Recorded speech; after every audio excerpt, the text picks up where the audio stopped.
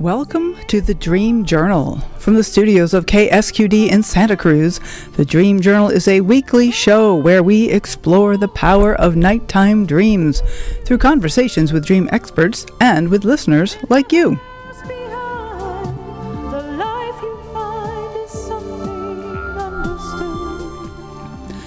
A dream can be meaningful even if you don't know what it means.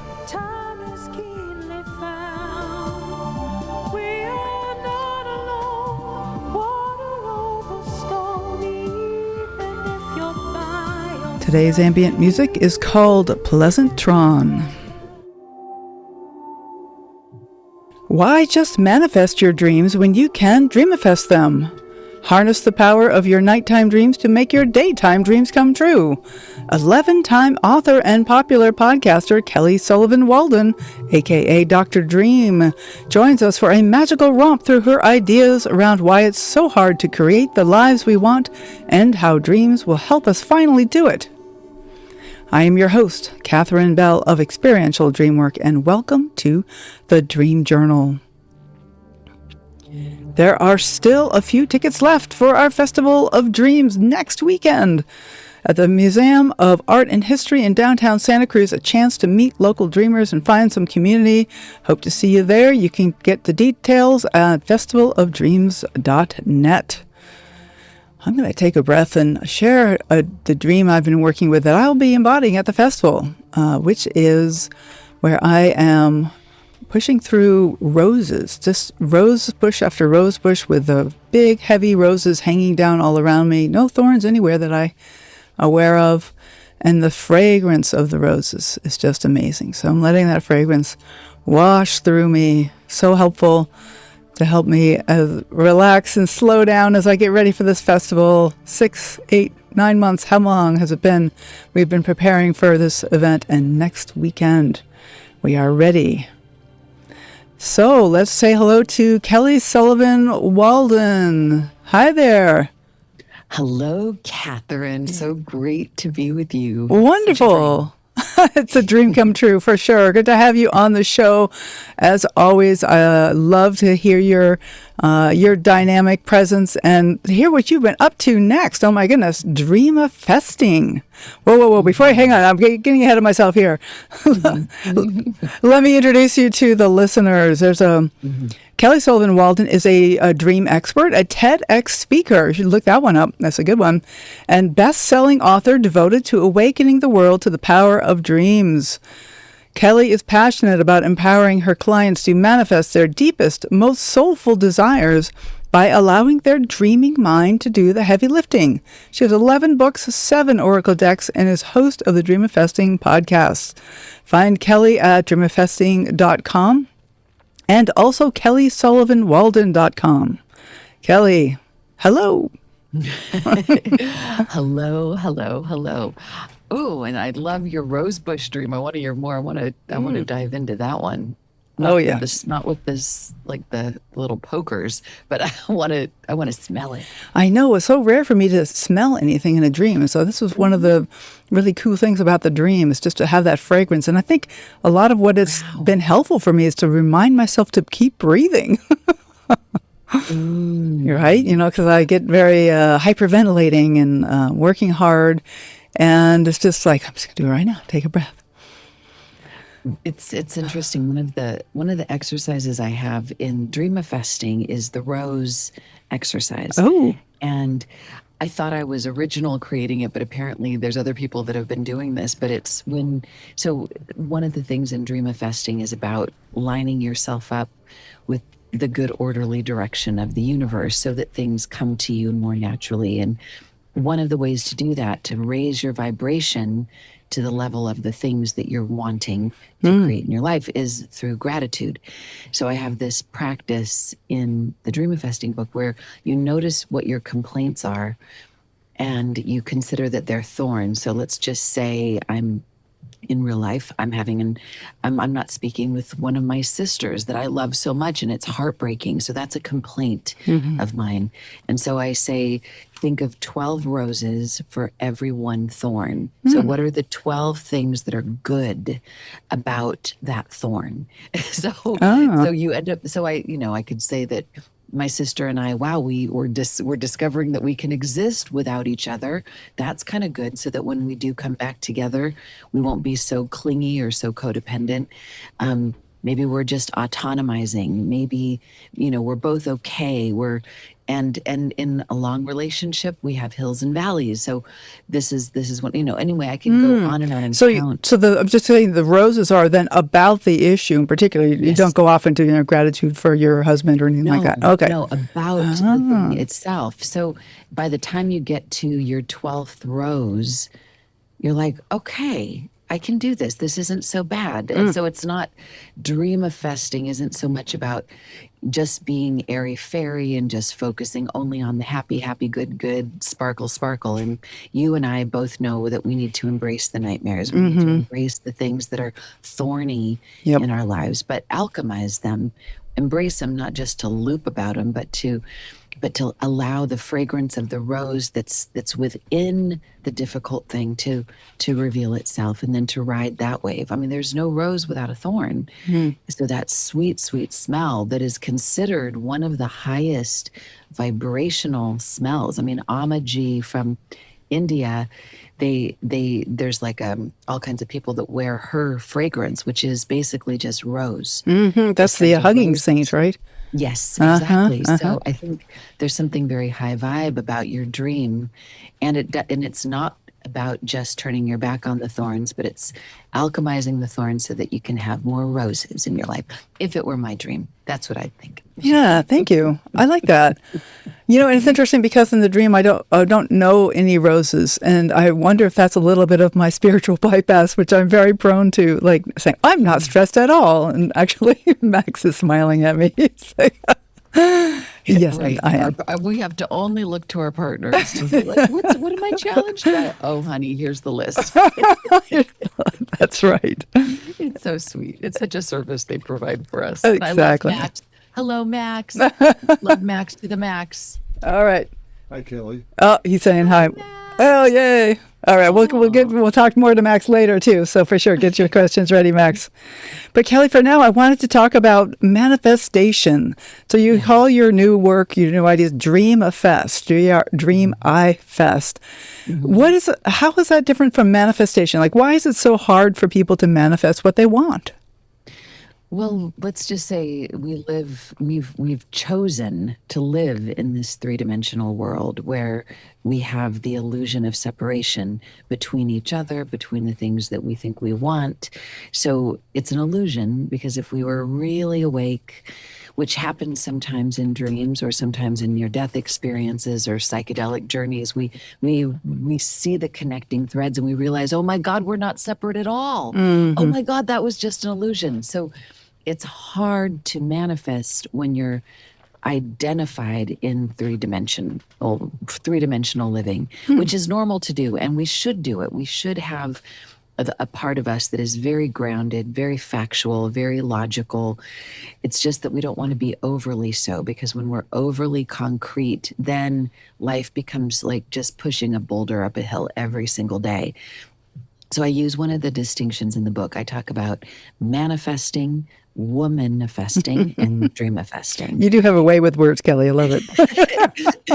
And it's not a gendered thing, because all humans have masculine and feminine energies. So nobody hate on me for that. Right. But I say the extreme manifesting is where you're just like a bull in a china shop. You're like a dog with a bone. You're like, give me what I want. I'm not taking no for an answer. Give it to me, move it. And that's really extreme. And a lot of times you get results from that. Take no prisoners perspective, but you suffer the consequences of high cortisol in your bloodstream, and it wreaks havoc on your health. And then we go to the other extreme, which is extreme womanifesting, which is a state of helplessness, which is, I can't do it for myself. Somebody's got to do it for me. Help. And often people will, just to get that person to shut up, will do things for her, just to, like, they'll throw things, whatever she wants, just shut her the hell up. So the womanifesting also produces results, but it also comes at a cost. So I say dreamifesting is taking the best of manifesting, a little bit of will, a little bit of our own get up and go, pull up your bootstraps kind of a thing, and the allowing from the womanifesting aspect, where we're not an island. We need people to have our lives be dreamy. But then we stand in the sweet spot of heaven on earth with our arms outstretched, and we call on the dreams to do the heavy lifting of what it is we need to do and what we want to do and what we want to see shifted. So we're connecting with both extreme aspects of our human aspect, but the dream part of us, which is really just code for the spirit, the soul, the other than conscious, the higher self. And sometimes it's literally about allowing in the dream wisdom to help to guide how we move forward. I mean, last night, for example, I went to sleep with my left knee was hurting me. And I'm like, okay, dreams, help me figure out what to do. Somewhere in my dream, I got, have you tried icing it or elevating it? And you'd think after all these months, I would have done something like that, but no. But my dreaming self, higher than my ordinary self, was like, oh, okay, this is what I'm going to do today. And I bet you that's going to help. So, there you go. Yeah, sometimes we need to be nudged to remind us of what we already know. Exactly. And dreams are brilliant at that kind of thing. Mm-hmm. Absolutely. There's one woman who she's in the Chicken Soup for the Soul Dreams and Premonitions book, who had horrible stomach aches for months and months and months, and was asking her dreams, help me figure out what this is. And she had a dream that she was being arrested. And the cop gave her a breathalyzer test, and he said, yes, as he's writing up her ticket, said, you absolutely are lactose intolerant. Oh, wow. She went, wait, what? What's that? This is before lactose intolerance was kind of mainstream. So she looked it up. Lo and behold, that was the fix, and her stomach aches went away. I wish all my dreams were so clear. That's fabulous. So is there something about like incubating dream to make them more clear? Is that part of something you've had experience with? Yes. I think the clearer we are in our ask, in our question, the more clear the dream seems to be in the feedback loop. I mean, I talk about this one dream where I was in an argument with my beloved Dana, who I've been married to for 23 years, and I love him with my whole heart and soul. But on this particular night, we weren't getting along. We were in an argument, and I was so upset, so mad. And before I went to sleep, I asked my dreams to give me an insight about what I couldn't see, what was in my blind spot. And then I thought, no, dreams, just fix it. Just fix it. Like, don't give me a breadcrumb. Fix it. So I gave a demand. Oh, manifest. Probably like I'd been giving a demand to Dana, manifester that I was.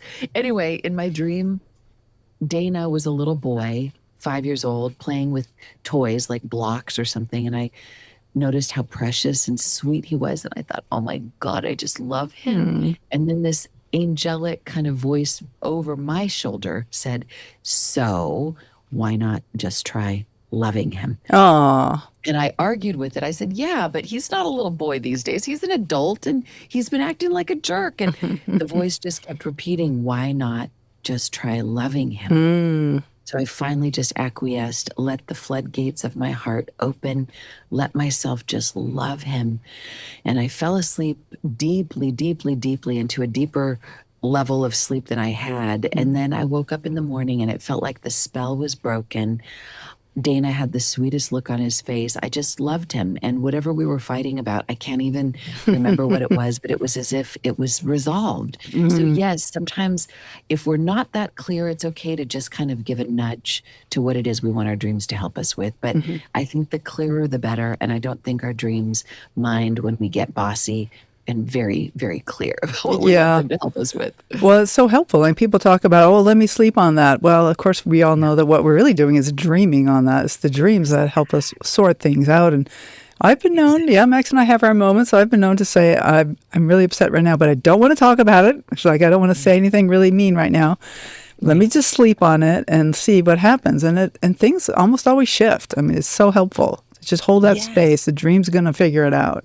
Exactly. Especially if we're open, like, okay, what's my part? What's in my blind spot?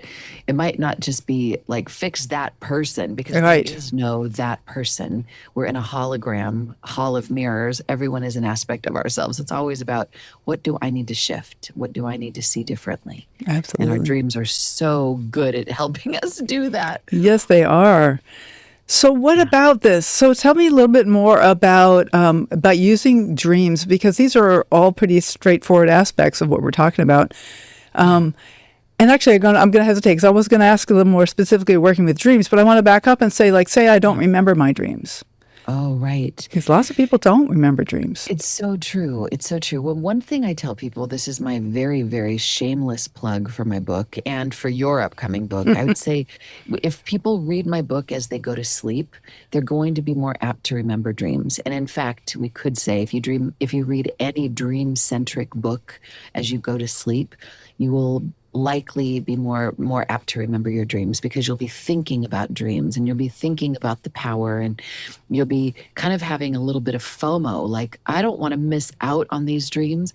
But with my book just came out a couple of days ago. Yay, congratulations. But a handful of people have had the pre-publication copy, and some people have said that just by reading my book as they go to sleep, they're having incredibly vivid dreams. So that's one way. And then another way, this is my go-to, and this seems to work no matter who you are. If you dedicate the first few minutes upon awakening to writing something down, your first thoughts upon awakening, even if they're not exactly a dream, even if they're just dream adjacent, eventually it's kind of like the field of dreams.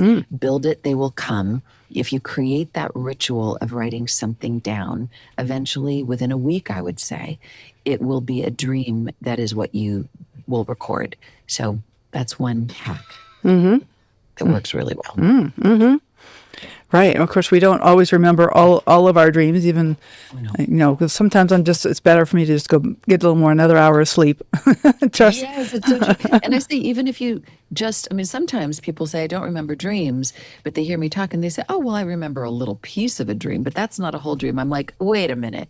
One little piece of a dream, like if all you remembered from your dream was the smell of a rose, that's a snippet, and that counts. That could change your whole life. So don't discard the dream snippets. Take any little whiff of the dream, and that's legit. You can work with that. You can do something with that. That's true. So that brings us to, what can we do with our dreams? What do you recommend? Right. So first of all, there's the notion of dreamifesting is basically this. It's a very fancy dream incubation process. And simply, it's about identifying what your goal is. And I have a whole process of differentiating between the ego goal and the soul goal. Ooh, let's go there for a second. Okay, yeah, sure. I think that's a great topic. Okay, so for you, Katherine, and your listeners, I would say start off by imagining that I was a genie and I would make, let's just say, at least one of your wishes come true. So let's just give a second for that wish to come true, like that thought to come to mind of what you wish for. Do you got it, Katherine? Yeah, I got it. Okay, great. So, boom, let's imagine that it has come true, that I'm a really high-powered genie, and let's just imagine that you have what you've been wanting. So just sit with that for a moment. And now imagine what that provides for you. What does that give you energetically? How does that make you feel? So you don't have to talk about what the goal was, but what's the feeling tone of having the sense that you already have it? It makes me feel like a big grin, a sense of appreciation and gratitude, and kind of warm, fuzzy, Yes. dream tribe kind of feelings. Oh, that's wonderful. Okay, so now imagine that you've just been luxuriating in that feeling for a long time, that smiley, warm, dream tribe, beautiful feeling. Now go one drop deeper, one level deeper. What does that make available for you? What do you then become present to? Well, a sense of meaningfulness, sense of like living in a meaningful life, really. Yes. Purpose. Purpose. Yeah. Yes, very good. Okay, so before we go one step further, I just want to demonstrate that what you've just revealed is that purposefulness has been available this whole time because nothing in the outer world necessarily changed in these few seconds that we've been doing this exercise. And yet you dropped deeply into this feeling of purposefulness while using the ego goal to help get you there. But you landed in that purposefulness. And that is yours. And that's not circumstance dependent. It's connected to you. It's already here. So this, we could say, is your soul goal, this sense of purposefulness, and it's tethered to the ego goal. So one doesn't discount the other. You can have both of them, although I like to say, let's put the soul goal in the driver's seat. Let's have the soul goal be the biggest thing because you already have that. So you're already successful. And now from that place of you're already fulfilled, now let's go about the business of taking the action toward what that ego goal is. And that's fine, but you're already whole, you're already successful. So even if you don't exactly get that ego goal, you might get something else, you might get something better, but you go forward not from a place of wanting, a place of desperation, a place of putting your contentment on the layaway plan. You go forward. It's like the rich get richer, the successful get more successful. You're already successful as you move toward this goal. So are you saying then that the ego goals and soul goals are just different ways of looking at the same things? Is that the different levels? I think they're on a continuum. Okay. They're connected. And here's a funny little way of looking at it. So I was in 12-step programs. I'll just come out and be TMI about it. I was in AA for 8 years. And during that time, I was in Hollywood in LA. And there was this phenomenon. There was this one particular meeting where a lot of celebrities and a lot of producers and directors would go to. And it was well known that a lot of people would pretend that they were getting sober just to hang out in these meetings, to rub elbows with the rich and famous and with the possible movie directors. So people's egos their ego goal was to get famous, was to get a movie, was to get their movies made. So we can say that was their ego goal that got them to those movies, got them to the AA meeting. But many of them ended up getting sober and for a lot of years and helping a lot of people and having a life of purpose, even though they got there not through the most altruistic way. But I see. The universe doesn't care. It's kind of like the fine print is go ahead and follow what your ego wants. It's okay, because it will likely, if you allow yourself, you'll probably get there quicker if you put your soul in the driver's seat from a sense of wholeness and then still pursue what you need to pursue. But show up. But anyway, it's kind of that way. It's like the fine print. A lot of women have babies because they're like, oh my God, they're so cute. I want to have a baby. That we'd make such Instagram fun posts, only to realize, oh my God, this is really hard work. And this is a whole other thing had I known what the fine print was. But sometimes we allow our ego to bring us in. It gets us across the threshold so that the life of our soul can really take over. I like the way that you're not condemning the ego like there, because there is value to that. There is value to being an effective person in the world. So yes, thank you. Yes, we can have it all. We should have it all, just like with our nightmares, with our dreams. We don't discount any part. It's all material. It's all good. And it's just what part do we want to run the show? So to get down to the ritual of dreamifesting, it's once you've identified your ego goal and your soul goal, identify some little tangible touchstone that represents both of those. So, for example, if you want a red Ferrari, go online to like Amazon and buy a little toy Ferrari. There's like a little tchotchke that looks like what that is, or maybe a picture of some cool sunglasses that you would be wearing if you were riding that cool Ferrari. And then find some kind of a tangible touchstone that represents the feeling tone of freedom or ease or success that would go with having that red Ferrari. So now you've got these two tangible items that you put on your nightstand, and you touch them, you hold them in your hand, and you just take a breath, and you are remembering what these two things represent, and you're imagining that you already have them. And you allow yourself to go to sleep with that on your mind, with that on your heart, with that in your consciousness, with that smile on your lips.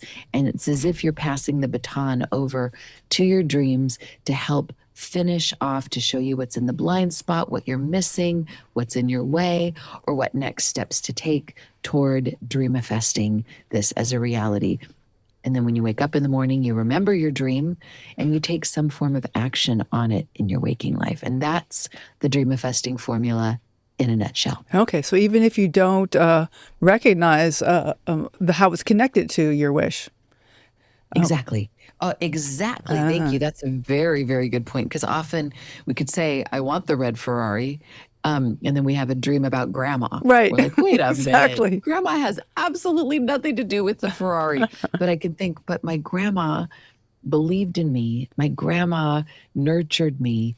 My grandma always thought I was the best. Oh my God, there's a feeling tone that I get when I remember what it was like to be with my grandma. And maybe being in the feeling vibration of that dream does move me a step toward making the best decision about what red Ferrari to get. Okay. Hey, our engineer, Rick Kleffel's got something he wants to chime in about here.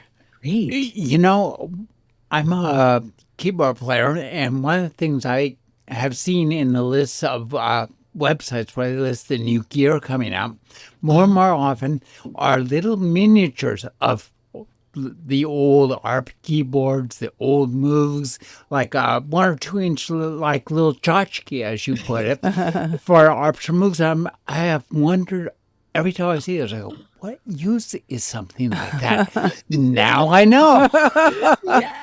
Oh my God, now you got to get one of those. Oh, he'll just buy the full-scale version and get it to work. He has a lot of gear, as you can imagine. Yeah. Rick is the one who creates all the lovely background music and the intro and the outro music. So it's so beautiful, Rick. Yeah. Kudos to you. Yeah. And my husband, by the way, is just like you. He's got all the gear. He's a musician. He's a producer. So he's always looking at the next fancy thing. And I'm going to tell him to do what you just said. I didn't know that they were available in miniature online. You know, it's a lot less expensive than buying the whole piece of gear, but it gives you get a chance to dream on it. Oh, tell him to look for the Clank uranograph. He will love it. Oh my God. I have no idea how to spell any of that. So maybe Katherine will text it to me later. Okay. We got you. That'll be good. I will. So, Kelly, we need to take a short break. I'm going to come back. We're going to talk a lot more about these ideas of our guest today, Kelly Sullivan Walden, and her new book, Dreamifesting. So we are broadcast live from the KSQD studios in Santa Cruz and co-broadcast live in San Jose by KCXU and podcast everywhere. And soon we'll be broadcast at KOWS up in Sonoma as well. So the Dream Journal is spreading. Yay. So you can get in touch with Kelly at her web pages, which is dreamifesting.com and also kellysullivanwalden.com. And we're going to get even more personal after the break. I'm going to ask some more questions. We will be right back.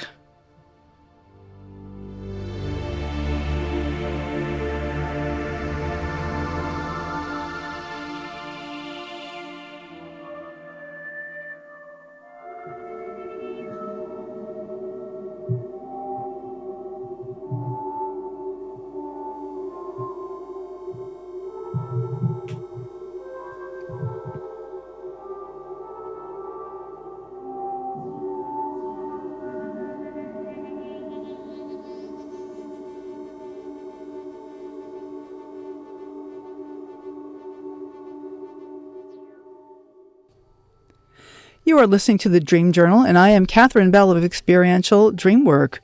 I'd like to send out a special welcome to our far-flung listeners, and they are flung all over the place today. We've got our local California folks, Capitola, Watsonville, San Jose, Hayward, San Leandro, Sacramento, North Highlands, Fresno, and then we have Toronto, Canada, Allentown, Pennsylvania, Quebec, Canada, Great Britain, in Hounslow, Great Britain, and in Hungary. So welcome to the Dream Journal. Glad to have you streaming live. So if you want to help encourage the spread of interest in dreams, and as Kelly and I have been talking about, just hearing about dreams makes it more likely people will remember their dreams. So you could try giving us a nudge by following the Dream Journal on your favorite podcast app or leaving a rating and review. But most importantly, tell your friends, because it's all about word of mouth and the human connection. So please contact me also if you'd like to be a guest on the show to talk about a new book or to let folks know about your dream-related offerings. The Dream Journal supports all things dream-related. Next week, I will not have a show. Where will I be? Guess where? Oh, yeah, that's right. The Festival of Dreams. Don't worry. I'll have a special replay lined up for you, and we are almost at capacity, but there are still few spots for you and your friends, so check us out at festivalofdreams.net. Today's guest is Kelly Sullivan Walden, the one and only fabulous Dr. Dream, and I am delighted to have you on the show. It's so great to be back with you, Katherine. I'm so excited about your event next weekend. It's going to be amazing. I'm so sad I won't be there. I although know. I'm trying to figure out how I could get there for Sunday. Oh, So I don't okay. know. I'm scheming. Well, that would be good. Also, I didn't know that Rick's music was all that instrumental, cool, vibey music. Oh, It's yeah. so wonderful. I want to sleep with it. I want to have a whole Exactly. album of it. Well, he does post it on web pages. It's pandemia.com. That where he has a lot of different music at pandemia.com. You can download Pandemia. Pandemiad, Pandemiad, I believe, like a pandemic, but it's Pandemiad. Think of the pandemic and the Iliad. Oh yes. Oh, There we go. interesting. He's a word Okay. conflator, just like you are, Kelly. A word conflator. That's it. It's so true. Pandemia.com. But yeah, there's hour-long mixes that you can listen to because it's just barely in the background here, except during the breaks. But you can hear the whole thing. I use it for writing and for listening to while I'm reading or falling asleep. It's fabulous music. Oh, it's magical. It's my kind of, it's very vibey. I mean, I'd like to listen to it on a loop all night long. So anyway, that's what I want. Yeah, there you go. Yeah. Okay. So Kelly, this is fabulous. I'm wondering, do you want to actually? One thing that really caught my attention. I was one of those lucky people who got to see a preliminary copy of your book and got to be one of the blurbers. And so I got to read through that amazing book of manifestation. And I was particularly struck by the idea of a dream cocoon. What is that? The dream cocoon is basically the idea of how you nestle yourself in. It's really the simplest thing we can do. I remember talking to Marie Diamond. She was in the movie The Secret. She's the feng shui expert, and she was talking about how 30% of our quote unquote luck, according to the feng shui, is physical. 30% of it, or 35% of it, 35% of it is our physical surroundings. 35% of it is what we're born with, and 35% of it is kind of what we do, the work we do in our lives. And so she said it's amazing, the physical environment in which we live affects our quote unquote luck. And we can do something. There's a 35% in there that we can't do anything about, what we were born with. The other 35% is what we do by day, all the work we do. But then there's just what our bedroom looks like, our nightstand, our bed, the way the windows are, the mirrors. So a dream cocoon is really about making your sleep zone a sacred space. making sure that you tend to your five senses, that there's a pleasant smell in the room, that there's as much as possible no clutter that your eyes can see. Whatever it is you see, whatever your eyes gaze upon while you're in your sleep zone, if you open your eyes, make sure that what you're going to see is going to be something inspiring to you, or something that relates back to your soul goal, or your goal that you're working on. So it's about, identify your sense of touch. Are your blankets smooth, and do they feel good to the touch? Sometimes people have ratty blankets where your feet get tangled in them at night and you're like, what's this net I'm caught in? It's like, if you're going to splurge anywhere, splurge on your sheets, splurge on your comforter, splurge on The pillow. Don't forget the pillow. The pillow. Oh my God, it's so true. Yeah, all of that. So the dream cocoon is basically just setting yourself up well, and then also the added cherry on top, which is the tangible touchstones that represent your goals that you're working on, that you want your dreams to help you with. Right. Okay. That's great. And in Dreamifesting, I go through a whole checklist so you can make sure. So even if the rest of your house is completely like a tornado turned upside down, it's okay. As long as your dream My zone house? How did you know, Kelly? as long as your dream zone is in keeping with what you want to create in your life, that's 30%. That's 30% of your work right there. That's a lot. Okay. My dream cocoon. I love that. Okay, thank you. So I'm thinking that it might be a good idea now at this point to go through the whole JETSET activity that you go through. And I've heard this on your TED Talk. I read it in your book. I've heard you in workshops. And it's just a fabulous, very simple formalism for powerfully unlocking some of the treasures from your dream. If I may mix my metaphors, use my own treasure metaphor. I like it. Help you take flight, to use your metaphor. Yeah, it's a flight that's carrying jewels. So there you go. Works. It's a bejeweled plane. So I love it. Throughout Dreamifesting, I refer back all the time to the metaphor of flying, because flying is one of the most favorable, enjoyable, pleasurable, inspiring dreams that we can have. And waking life is a little more tedious. Yes, that's true. And unless you're my friend Karina that loves every single bit of travel, even the waiting in lines and the getting on the plane. So I always think of her when I get on a plane. I'm like, oh, Karina would love this, even though we're waiting here at the jet bridge. And oh my God. Well, it's nice to know that somebody loves this. That's good. Yes, exactly. Exactly. So I use the metaphor of flight because this is where it's aspirational, and our goals are also aspirational. So JETSET is kind of akin to that. So remember, our dreams are always helping us to fly, to become more of who we are. And so it's an acronym for what to do when you have a dream. And maybe we can work it with your rose dream if you want to. Yes, Katherine, please. I would love to. So the J is, I'll just go through it really quickly and then we'll circle back and actually do it. J is for just the facts, ma'am. E is for the emotion. T is for the title, as if it were a movie. S is for the standout symbols and what they mean to you. The next E is for the embodiment. And then the final T is for tangible. So, Katherine, you gave us the just the facts, ma'am, but give it to us again really quickly. Of course. The just the facts, ma'am, about your dream. Totally.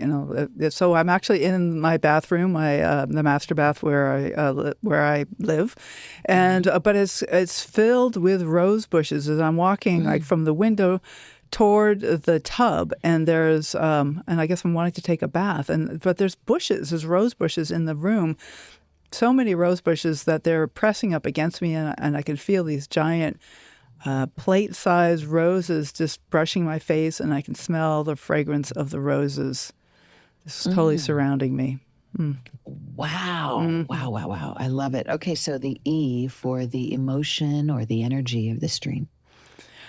Oh, well, there's like a lot of peacefulness. There's a lot of satisfaction, and I will say there was a bit of an edge, which is that I was going to take a bath, but then it turns out I'm unable to do that, and so. But as I've been working with the dream, I've been able to kind of either let go of that part and just kind of be with the roses, and maybe the roses are the main thing. But there was an edge of frustration. So when you ask about the emotions, there was, I was wanting more, and yet, feeling that that sense of being in the roses is so beautiful too. Being in the roses. Wouldn't Yeah. that be a great, if that became a catchphrase, being in the roses? I love it. Yes. Okay, so there was frustration, but then there was also this like a switch where there's Yeah. like a, this smells amazing. Right. As I kind of explored the dream, I've talked about this number for a while now. So and yet there's been a way that I've really just focused on being with the roses and smelling them and taking that in as the big gift of the dream. Yeah. Interesting. Okay. And the title of this dream.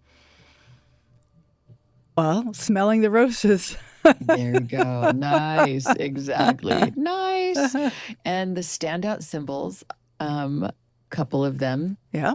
There's the roses, of course, and then there's, I guess, the bathroom.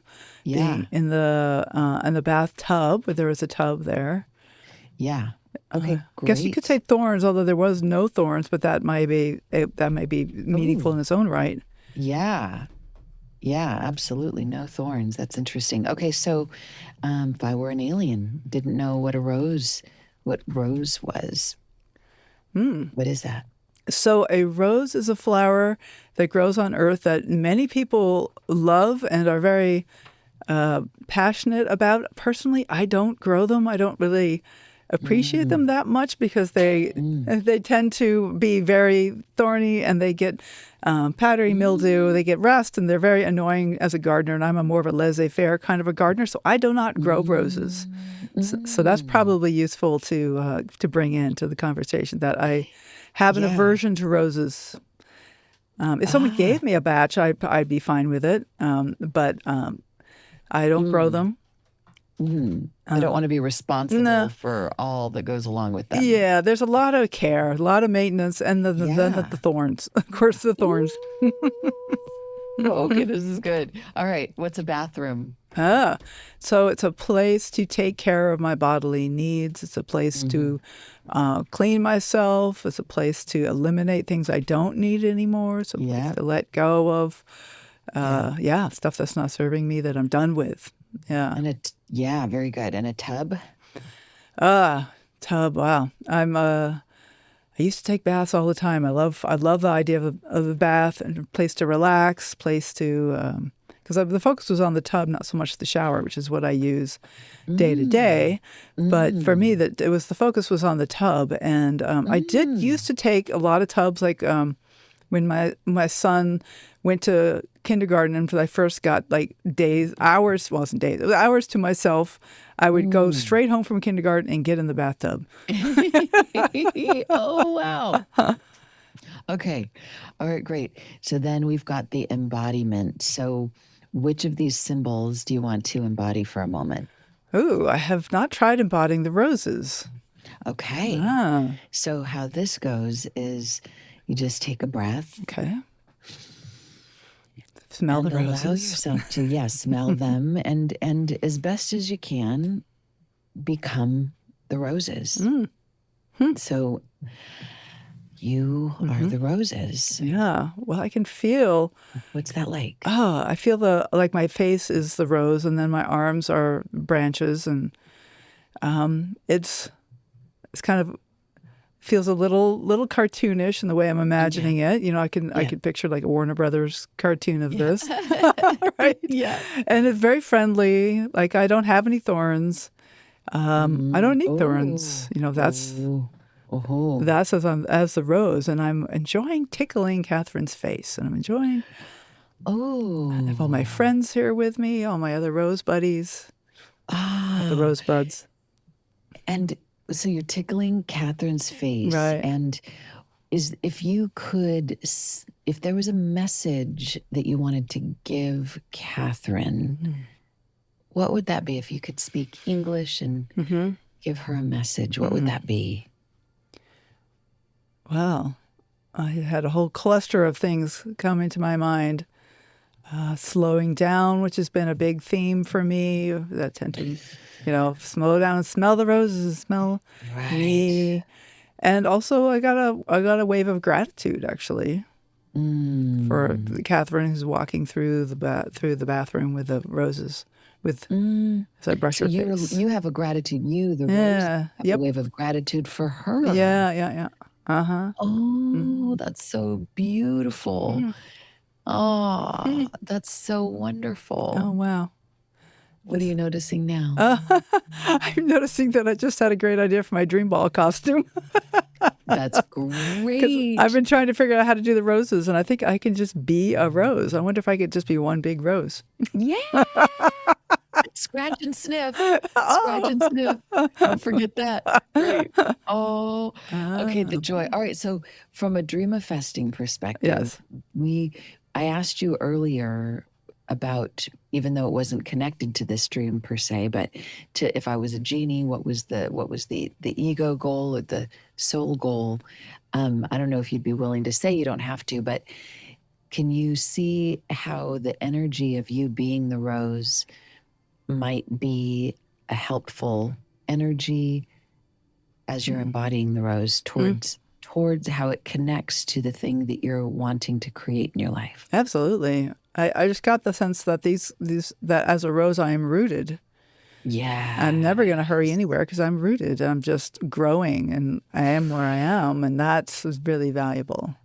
Yeah. Oh, Okay. oh, that's Uh-huh. beautiful. That's beautiful. Rooted. So where you are is where it's at. Yeah. And it's beautiful. And more things come. Like maybe there's an attractive energy where Mm. some things just kind of find you in that Mm. place. If it's my dream. Yeah, Okay. totally. Hmm. So finally, I think I know what your T for tangible Hmm. is going to be, but I want to ask you if there's anything that you see that you will do to honor the wisdom of this dream in the three-dimensional tangible. It's kind of like this plane, this jet set is coming in for a landing down to planet Earth. What's the tangible thing that you will do to honor the wisdom of this dream? Well, you will not be surprised to hear you say that I'm not going to plant a rose. Rose bush. Not surprised No, at no, no. all. No need. Yes, the dream ball next Yeah. weekend. Yes. Yes. To That's cool. dress up as a rose and just to be there with other people as my rose self. Oh my God. Uh-huh. That is fantastic, Ooh, Catherine. okay. Yay. Okay, so that's Jet Set. Just the facts, ma'am. E for emotion, T for the title, S for the standout symbols, E for the embodiment, and T for the tangible. Take it to the streets. And there's something about that that is also generative, that you're sharing it with people. You're not just Yes. keeping this to yourself. And I imagine by being the rose, if I'm there, I'm imagining all the different insights you're going to gain about the dream that will continue to kind of move your petals, flutter those petals in the wind, and give you even more wisdom about this dream. So that's it. Absolutely. Yep. That's Sharing. Thank you. Thank you. Sharing with others is always so helpful, whether it's in a group or, at a big workshop or just, with my husband, or even sometimes just writing it down is really helpful. But yeah. sharing with others is very helpful. And I would just want to say for anyone who's listening, that if the jet set formula felt a little too jarring, I have a free jet set formula that you can get for free on dreamifesting.com, along with a few other tidbits that come from or inspired by the book that are free gifts at dreamifesting.com if you participate in the book launch, which is still going on all week long. So You got some great offers, I know, going along with your book launch, dreamifesting.com. yes. Yeah. So, but you're a part of that. You're part of the Dreamifesting Masterclass that people receive when they buy 3 books. Oh. So I have different tiers of gifts, and that's one of it's kind of the showcase gift of all, is the masterclass, and you're a part of that, doing the beautiful work that you do, which I love so much. Okay. Dream basking. Right. Well, this is wonderful to think about basking with the roses, connecting to the roses. Exactly. So we are nearing the end of the show, but we have a few more minutes. Is there any other topics you want to bring up, or what's really present for you right now, Kelly, that you'd like to share? Well, besides the fact that I've got some events that are going on that are all in the spirit of the book launch. If people are in Southern California, I'm going to be at Godmother's today doing a workshop in Santa Barbara. And Godmother's, have you heard of Godmother's? No, I have not. It's the coolest bookstore, Catherine. When your book comes out, you've got to do an event there. Godmother's, it's the coolest. It's actually Summerland, which is near Santa Barbara. And then I'll be at the Barnes and Noble in Glendale next Saturday, but I know that competes with the Dream Festival of Dreams, so don't go to that, people.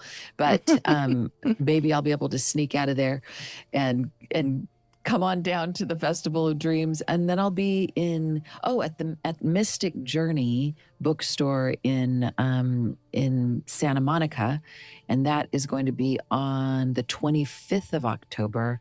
And I'll be in New York. I'm doing some book related events on the week of the 15th. So a bunch of things like that and a bunch of podcasts. But I would say one thing that I want people to know, I talked about this last night at my other event at Godmother's, for people that just want something that's going to make their lives better, give like a little battery boost to their manifesting via dreams.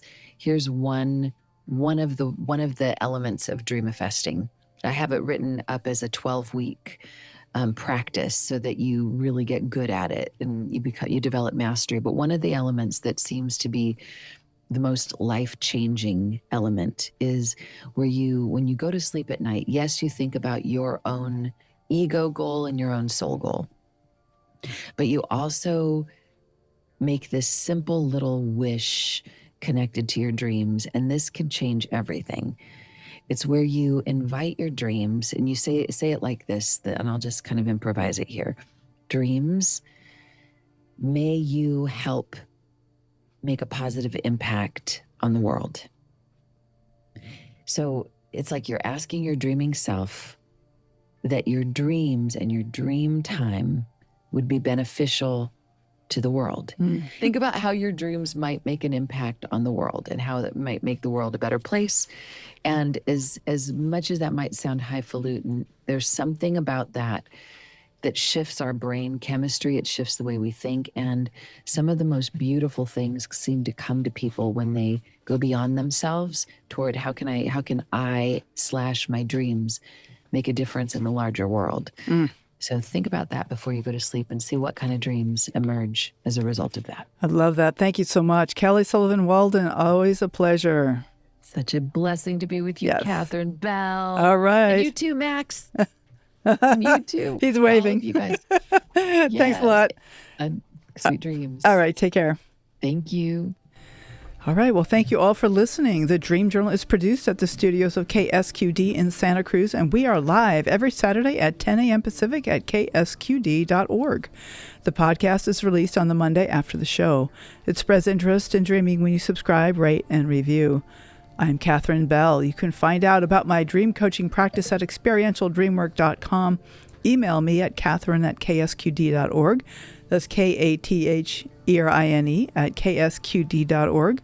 Follow Experiential Dreamwork and hashtag The Dream Journal on Facebook, Instagram, and LinkedIn to keep up with the shows.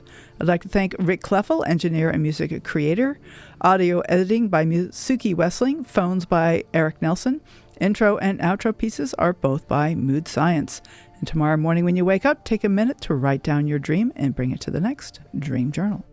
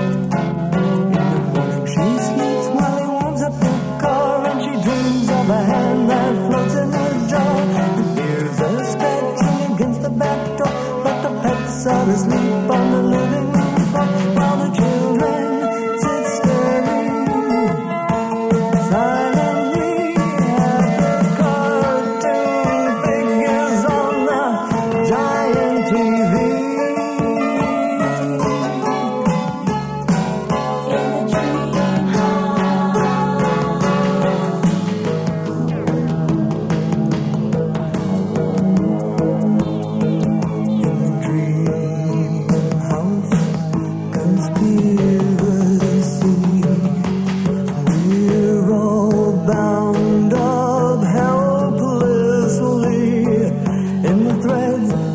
connect all the days of our lives. There's a plot that